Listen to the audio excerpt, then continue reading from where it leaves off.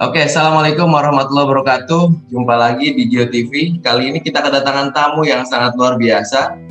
Beliau merupakan Dr. Gigi Kartini Rustandi, MKes. Beliau merupakan PLT, Direktur Jenderal Kesehatan Masyarakat Kemenkes RI. Ini nanti kita perkembangan vaksinasi. Tanya soal akhirnya bagaimana masyarakat yang sampai hari ini itu masih tabu terhadap vaksin karena takut sakit lah dan sebagainya. Menurut data hari ini, itu di Indonesia ada sekitar 3,41 juta yang terpapar COVID dan 2,77 juta sembuh dan 94.000 itu untuk akhirnya meninggal. Nah, apakah data-data ini juga nantinya bisa dibahas sama Ibu Dr. Gigi Kartini Rustandi? Baik, langsung saja. Jadi bicara soal pandemi COVID-19, pada tanggal 11 Februari 2020, WHO memberi nama virus ini, yang tadi yang ada di Tiongkok, ada di China, ada di Wuhan, akhirnya WHO memberikan penamaan terhadap virus jadi virus COVID-19. Pada tanggal 11 Maret 2020, WHO mengumumkan bahwa virus ini merupakan virus yang akhirnya terjadi di seluruh dunia atau pandemi di seluruh dunia. Nah, pada tanggal 6 Maret ditemukan di 2 kasus Indonesia. Yang pada saat itu mungkin pemerintah Indonesia juga sedikit abai dan lalai menganggap bahwa virus ini tidak akan sampai ke Indonesia. Virus ini tidak juga kira akan terpapar banyak di Indonesia. Nampaknya hari ini sampai hampir 2 tahun Indonesia mengalami varian virus COVID-19 yang semakin meningkat. Jadi memang banyak langkah yang sudah dilakukan oleh pemerintah. Baik, langsung saja. Selamat datang Ibu Dr. Gigi Kartini Rustandi, Bu. Selamat siang. Salam sehat untuk kita semua, sehat Indonesia. Iya, Bu. Bagaimana kabarnya, Bu? Baik. Syukur kita semuanya dalam keadaan sehat ya. Karena masih banyak orang yang cukup berduka karena tidak dalam kondisi tidak sehat. Baik, Bu, kita langsung saja, Bu. Jadi ini sebelumnya terima kasih sudah menyempatkan hadir di sela-sela WFH, Bu, dari Dr. Gigi Kartini Rustandi.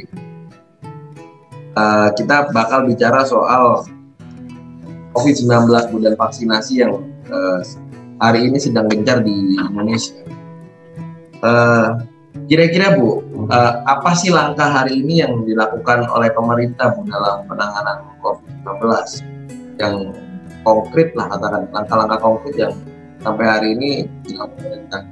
Ingat, masyarakat juga sedikit banyak sudah mulai capek terhadap PPKM, kan? Ada level 1 yang level 4, dulu misalkan ada kayak mikro dan sebagainya. Nah, konkret apa lagi yang akan dilakukan pemerintah penanganan COVID-19 ini? Baik, terima kasih pertanyaannya. Saya mau sampaikan dulu ya bahwa memang kondisi pandemi yang terjadi di seluruh dunia ini memang dialami bukan hanya Indonesia. Ya. Dan kondisi ini memang tidak pernah ada yang menduga. Kenapa? Karena memang pada gejala-gejala awal adalah gejalanya sama dengan kondisi penyakit seperti flu ya, yang seperti biasanya. Tetapi kalau kita lihat dengan adanya jumlah yang banyak, menyebarnya dengan cepat, kemudian juga ada kematian dan kemudian menyebar dari Wuhan, kemudian ke seluruh dataran Cina, kemudian ke seluruh dunia. Nah, ini menjadi disebut pandemi begitu ya. Dan apakah kita tidak memperhatikan? Tentu diperhatikan karena kita seluruh dunia sudah menggunakan juga yang namanya menggunakan International Regulation Health, yaitu bagaimana seluruh dunia, setiap negara memperhatikan apakah ada penyakit-penyakit yang boleh masuk dan tidak masuk. Nah, terkait dengan COVID yang kalau dibilang sudah hampir 1,5 tahun kita alami, begitu ya, apa yang akan kita lakukan? ya. Tentu apa yang kita lakukan sesuai dengan apa langkah-langkah yang dilakukan oleh negara lain dan berdasarkan arahan dari WHO, bahwa utamanya kita tetap harus mengurangi laju penularan atau memutus rantai penularan. Kita membuat flattening the curve, artinya mengurangi jumlah orang yang tertular terlalu banyak dalam satu waktu. Ya, kenapa? Satu, kita memutus rantai tentu agar orang-orang tidak banyak yang terpapar. Kalau mengurangi flattening of curve atau mengurangi jumlah orang yang meningkat pada satu waktu yang terpapar adalah agar mereka bisa terlayani dengan baik pada saat mereka membutuhkan pelayanan. Nah, ada 4 upaya besar yang memang terus-menerus kita lakukan, ya, mulai dari hulu sampai ke hilir. Apa yang disebut dengan hulu? Yang disebut dengan hulu adalah bagaimana mencegah. Ya, di sini bagaimana kita ingat sekarang kalau ada lagu yang sudah terkenal, ingat pesan ibu, ya. Bagaimana protokol kesehatan menjadi utama. Peran yang penting melakukan protokol kesehatan dengan ketat. Karena sejak tahun lalu di awal terjadinya pandemi, protokol kesehatan tetap kita lakukan. Kenapa? Karena memang penularan dari virus ini adalah melalui droplet. Ya, untuk itu mengapa kita pakai masker, mengapa kita harus jaga jarak, mengapa kita harus mencuci tangan ya pada awalnya. Sekarang dengan beradanya mutasi varian Delta dan sebagainya yang lebih banyak menular, kita ditambah lagi. Kurangi mobilitas, hindari kerumunan, ya. Itu merupakan upaya yang harus dilakukan. Yang kedua adalah upaya kita melakukan deteksi. Apa itu? Yaitu bagaimana deteksi orang-orang yang terpapar. Kita lakukan testing, kita tracing, dan kita lakukan isolasi. Mengapa? Karena kita orang-orang yang terinfeksi ini atau yang terkontaminasi harus kita pisahkan dengan orang-orang yang sehat. Ya, itulah mengapa kalau sekarang banyak terdengar di testing, di tracing, harus isolasi atau karantina. Dan tujuannya adalah tidak menularkan virus itu. Nah, banyak orang yang mengatakan, "Bu, saya kan tidak ada gejala." Ada atau tidak ada gejala, tapi dia bisa menularkan. Yang ketiga adalah upaya vaksinasi, ya, yaitu upaya bagaimana membuat terbentuknya antibodi di setiap orang yang bisa yang divaksinasi, ya, sehingga mereka mendapat kekebalan tubuh. Kalaupun dia terkena, dia tidak akan menjadi kondisi yang berat. Ini yang kita harapkan. Apalagi kita tahu masih banyak orang Indonesia mempunyai komorbid. Dan yang keempat adalah bagaimana kita melakukan pengobatan. Nah, pengobatan ini merupakan untuk orang-orang yang sakit. Ya, sehingga ini yang paling banyak disorot ya, bagaimana di rumah sakit, bagaimana kebutuhan obat, bagaimana di gawat darurat dan sebagainya. Jadi 4 upaya ini yang kita lakukan. Nah, khususnya di pengobatan atau terapeutik, kita juga mempersiapkan fasilitas-fasilitas pelayanan kesehatan yang sangat diperlukan untuk orang-orang yang terpapar. Jadi ada 4 strategi yang terus-menerus kita lakukan. Ya, terutama yang pertama yang seringkali kalau dikatakan orang-orang mengatakan saya sangat bosan, itu biasanya yang pertama protokol kesehatan, ya. Ya Bu, jadi memang tadi 4 langkah itu sudah disarankan oleh pemerintah sendiri, katakan Bu ya. Ada mulai dari kesehatan dan sebagainya tadi 4 kali. Tentunya memang ketika ada solusi-solusi tentu ada hambatan ya, artinya salah satu bagian dari perjalanan dalam penanganan COVID-19. Kendala inti Bu dari pencegahan supaya laju COVID-19 ini. Kalau dibilang hambatan,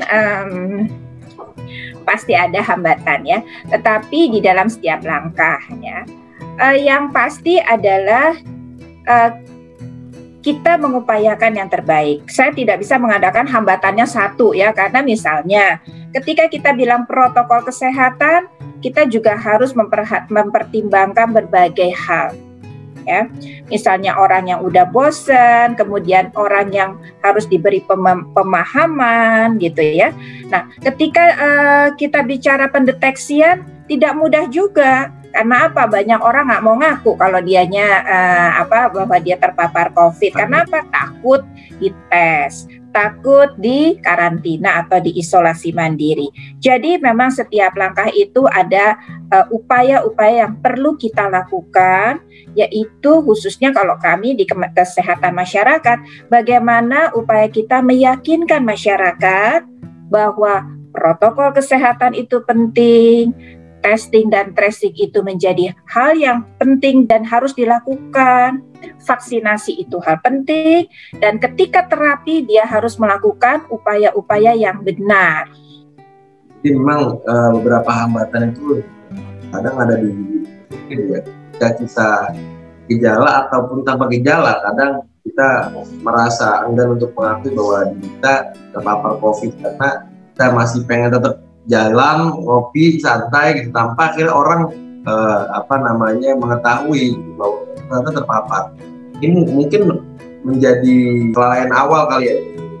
Ya, hambatan yang utama adalah ketika orang berpikir antara kesehatan dan ekonomi. Ya. Karena apa? Karena tentunya dengan tidak boleh seperti kita PPKM sekarang ini, kurangi mobilitas, otomatis kegiatan ekonomi menurun. Ya. Untuk itu memang kita harus meyakinkan kalau memang mereka mau menjalankan ekonomi dengan baik, maka protokol kesehatan, vaksinasi, dan upaya kegiatan tracing dan testing perlu dilakukan untuk mengupayakan bahwa kita bisa maju bersama. Iya. Salah satu misalkan tadi langkah yang dilakukan oleh pemerintah sendiri dari awal misalkan vaksin keluar, kan gerakan vaksin ya sampai akhirnya ini tadi. Nah, kalau misalnya bicara persentase Bu, dari seluruh total masyarakat Indonesia sudah berapa persen Bu yang sudah melakukan vaksin? Kalau data menunjukkan bahwa sampai hari ini kita sudah mencapai untuk dosis yang pertama dari 200, kalau data saya dan kita lihat ya dari dashboardnya Kemkes, dari target 208 juta orang, karena sekarang bertambah dengan anak-anak usia 12 sampai 17 tahun ya sasaran kita. Kita sudah lebih dari 68 juta ya. Yang dosis pertama sudah mencapai 47 juta dan yang dosis kedua sudah mencapai 20 juta. Artinya memang di sekitar disebutnya kita sekitar dosis pertama itu 22,7%. Salah satu hambatannya adalah ini mungkin Bu ya, orang itu kadang kayak misalkan saya di kampung itu orang pakai masker ya nggak pakai masker biasa aja Bu. Ketika saya bahkan pakai masker kayaknya merasa kok beda sendiri gitu. Kayak misalkan soal vaksin lah katakan, masih banyak juga warga di di pedesaan ya ini juga belum melek ya hal pentingnya vaksin. Hal pentingnya melakukan vaksinasi untuk keluarga karena masih beberapa orang mempunyai dogma kita vaksin kita akan tambah sakit dan sebagainya gitu. Belum lagi misalkan kita orang-orang misalkan saya punya penyakit asma nih, saya nggak boleh vaksin, kalau saya vaksin nanti saya malah begini gitu. Itu bagaimana Bu? Ibu menanggapi itu Bu? Ya, itulah yang perlu kita lakukan bersama-sama, terutama dari teman-teman media.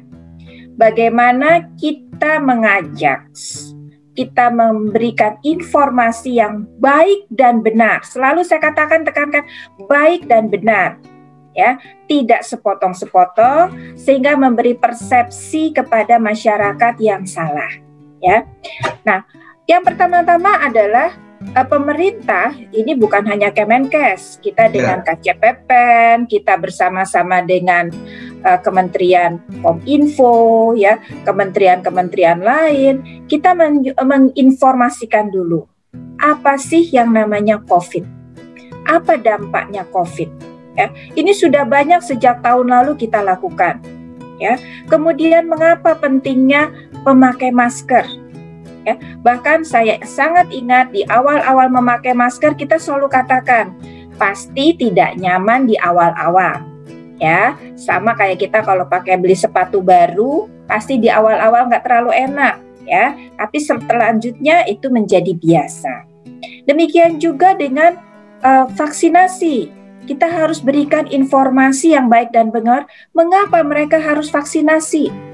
Ya, jadi protokol kesehatan itu harus kita pastikan bahwa mereka mengerti mengapa mereka harus melakukan protokol kesehatan yang baik dan benar.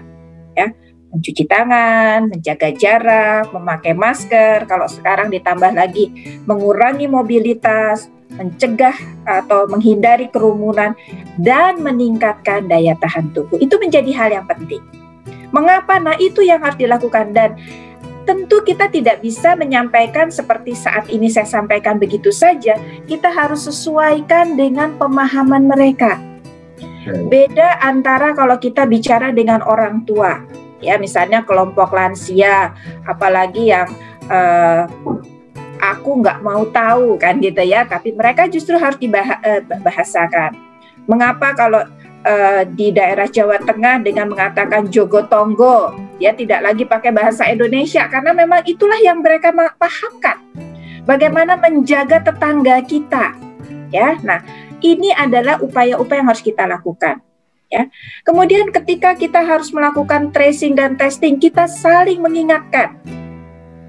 Ini ada upaya-upaya kita. Nah, baik kalau anak muda melalui medsos begitu ya. Kalau orang tua mungkin masih senangnya dengar kelenengan atau masih dengar wayang gitu ya. Bisa juga dengan informasi disampaikan melalui pola-pola seperti itu ya.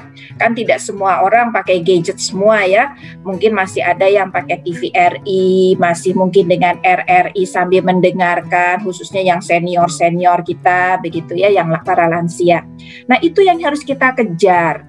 Memang tidak mudah ya meyakinkan orang. Untuk itu upaya kita yakinkan lagi para tokoh-tokoh agama, tokoh-tokoh masyarakat. Contohnya kami bersama-sama dengan tokoh masyarakat di Bali, ya, para mangku agama di sana. Ya, kemudian juga di tempat lain kita dengan para tokoh ulama ya kita lakukan. Nah, agar apa? Mereka paham apa itu dan mereka bisa menyuarakan kepada teman-teman. Dan jangan lupa bukan hanya di situ, kami menyuarakan ini juga kepada kelompok-kelompok di pasar.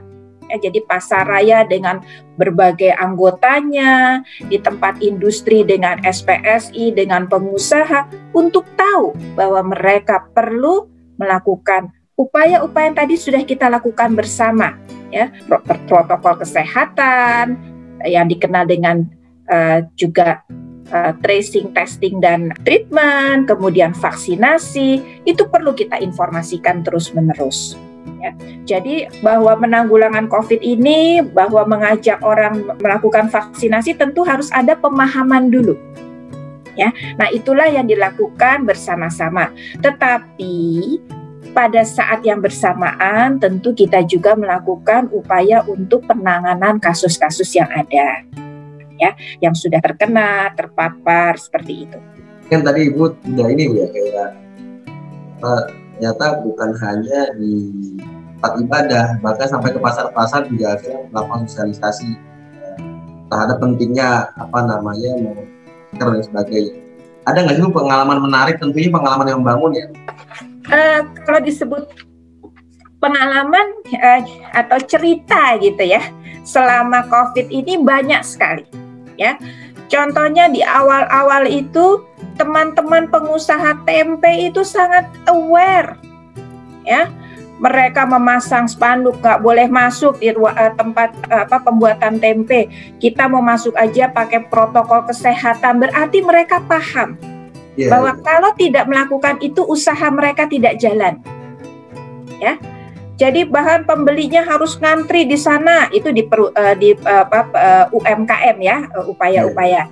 Kemudian di pasar, ibu-ibu itu pada waktu itu teman-teman membagikan masker, ya. Betapa senangnya mereka pakai. Ya, dan mereka bilang, Bu, saya boleh minta lagi nggak? Buat apa? Nanti saya bagikan kepada teman-teman saya. Artinya upaya itu ada. Bahkan pengelola pasar itu sampai membuat yang disebut, jadi menarik juga begitu ya. 6 dari 10 orang di pasar ini menggunakan masker. Nah, semua lagi lihat-lihat nih, siapa yang 6, ya kan? Oh, berarti saya masuk yang 6 atau enggak? Tapi berapa hari lagi, seminggu kemudian, 8 dari 10 orang di sini sudah memakai masker. Artinya mereka merasa, oh, saya ikutan, ya. Nah, ini sudah ada. Jadi upaya-upaya ini kita ingatkan, tapi memang kembali lagi bahwa kita harus terus-menerus mengingatkan. Ya, teman-teman media punya peran yang sangat penting mengingatkan kembali, karena ini COVID ini bukan hanya tugasnya Kemenkes, tugas pemerintah, tapi ini adalah masalah yang dihadapi seluruh bangsa Indonesia, dan seluruh bangsa Indonesia punya peran yang penting.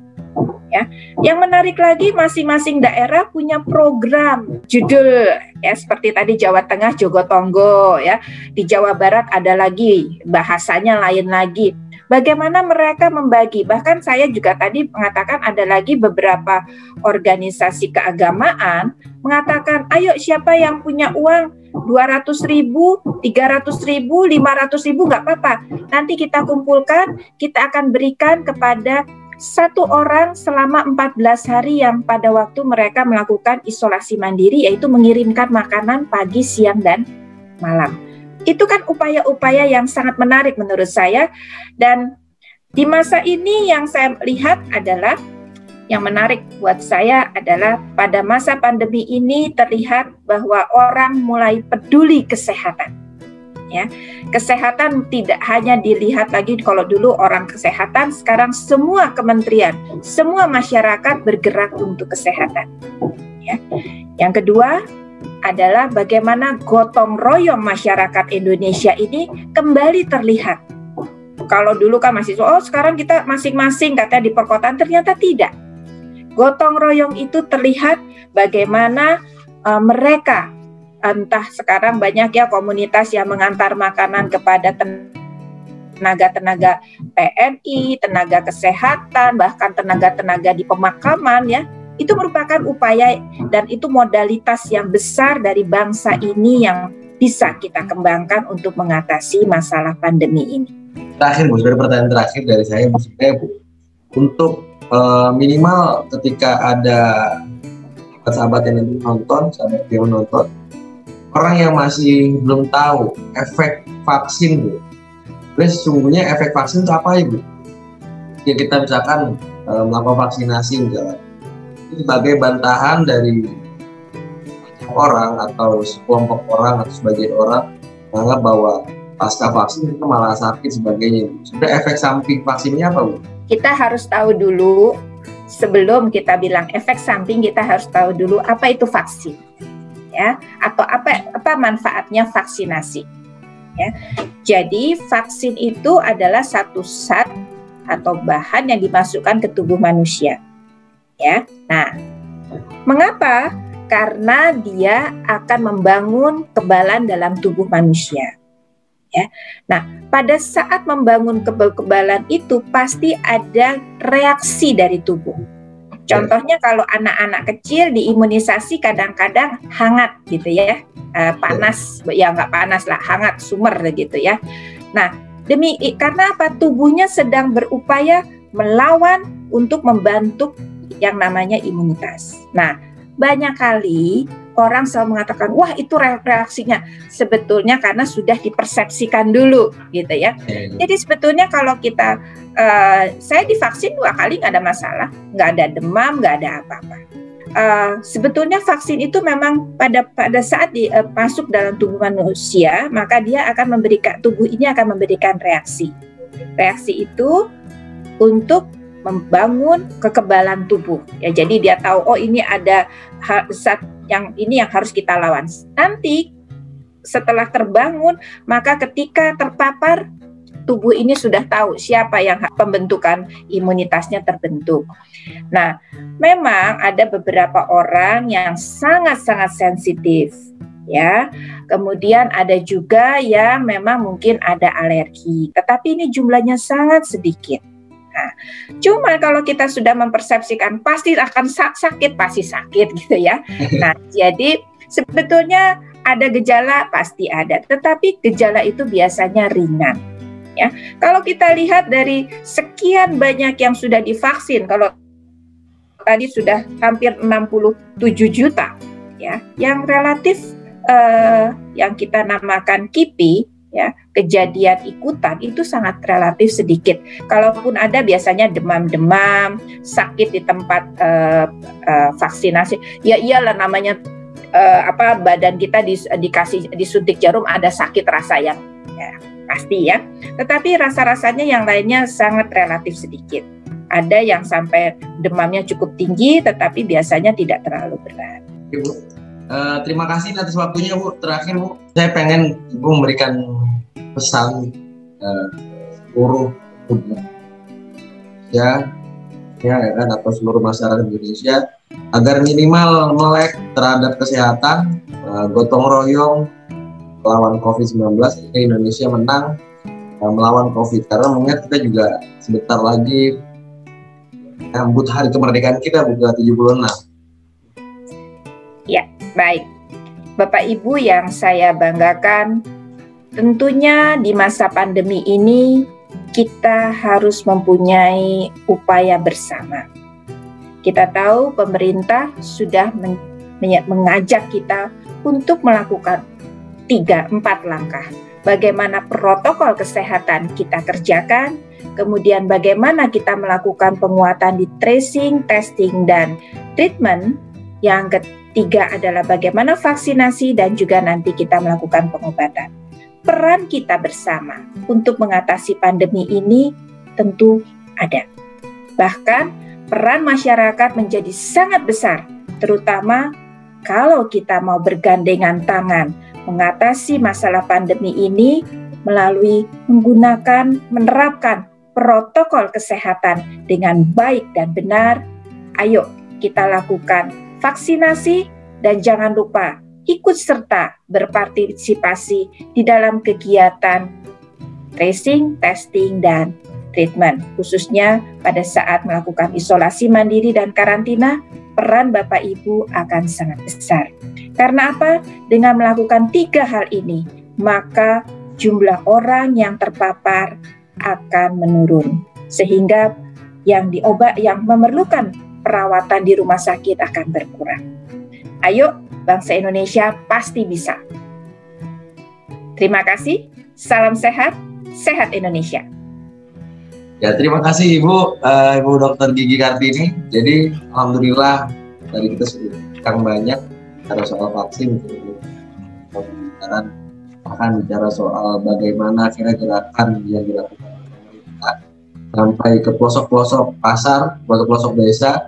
Ini merupakan hal baik yang harus disambut bukan hanya di lingkungan pemerintah, akan tetapi di seluruh masyarakat Indonesia. Tadi ada 2 hal yang saya ambil dari apa yang dikatakan. Yang pertama, dari COVID-19 mengajarkan kita untuk melek terhadap kesehatan, bukan hanya Menkes sebagai corong, tapi kita semua harus melek terhadap kesehatan. Yang kedua, jika kita pengen cepat pulih ekonomi, pulih semuanya berjalan lancar, maka kita harus gotong royong melawan COVID-19.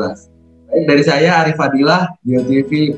Wassalamualaikum warahmatullahi wabarakatuh.